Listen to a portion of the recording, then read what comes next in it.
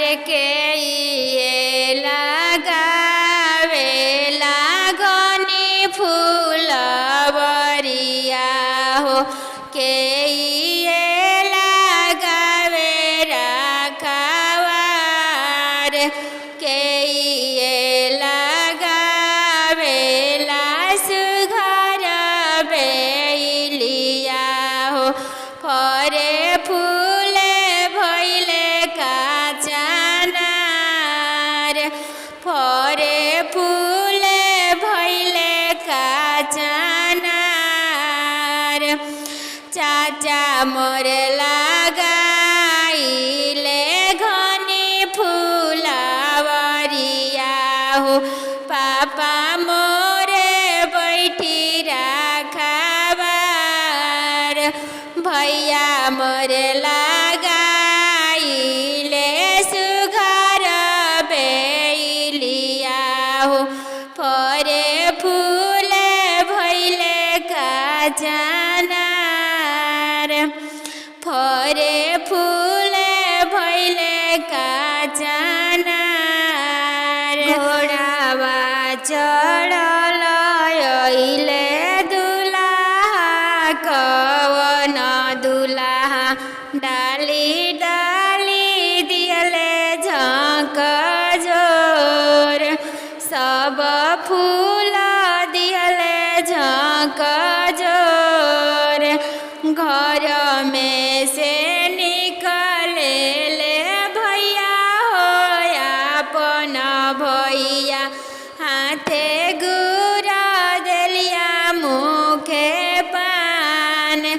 एही गुरा देलिया से मोर बहिन चोदाऊ के सब फूलवा दियले झराई सब फूल दियले झराई एतना वचन जब सुनली कवन बहिनी हाथे डालर मुखे बोल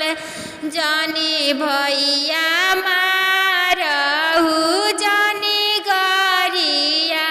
बाहु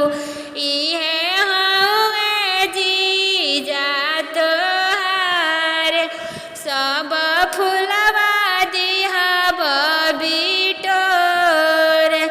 सब फूलवा लेबो हम बिटोर अब की सावन में हो सजनवा बोला घरे कहिया आइबना अब की सावन में हो सजनवा बोला घरे कहिया आइबना हरिहर भइल बाटे खेत खलिहानवा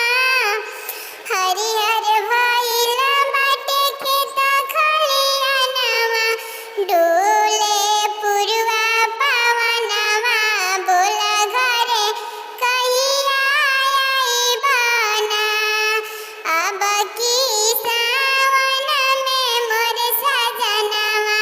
बोला घरे कहिया आइबना पुरवा पवन मोरे बोलिया के जा रे पुरवा पवन मोरे बोलिया के जा रे खेतवा लागल बाहोर पनिया बोला